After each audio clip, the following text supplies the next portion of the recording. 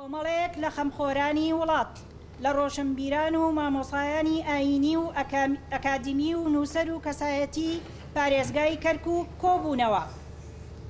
هەمومان بەڕوونی هەستمان کرد کە کەرکووک و ناوچە دابڕاوەکان بە قۆناغێکی هەستیار و مەترسیداردا تێدەپەڕن.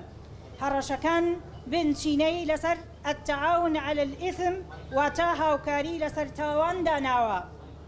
وەڵامی ئێمەش بۆ هەڕەشە و مەترسیەکان التعاون على البر واتە هاوکاری لەسەر چاکەیە. باشترین و ئازایانەترین ئامرازی بەردەستی ئێمە لەم قۆناغەدا چوونە سەر سندوقەکانی دەنگدانە. ئەگەر کارتی دەنگدانیشیان وەرنەگرتوۆتەوە بە زووترین کات بچن کارتەکانیان وەربگرنەوە. بۆیە ئێمە ئامادەبووان داوا لە تەواوی خەڵکی پارێزگای کەرکووک و ناوچە دابڕێنراوەکان دەکەین کە بە گروتین و بە بێد و دڵی بەشداری هەڵبژاردنەکان بکەن و دەنگ بە یەکێک لە لیستە کوردستانیەکان بدەن. بە ئارەزووی خۆیان لەم قۆناغەدا زۆر گرنگە نیگەرانیەکان وەلاوە بنین و هەوڵی گەڕانەوەی متمانە بە خۆمان و بەگەلەکەمان بدەین.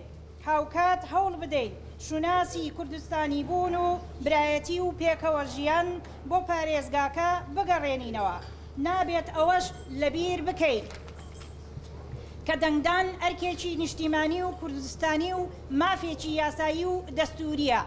هەر بژین لە کۆتایی ئەم کۆبنەوەی ئەمڕۆدا ئەنجومەنێک دروست کرا بۆ ڕاپەڕاندنی کارەکان. دەستان خۆش.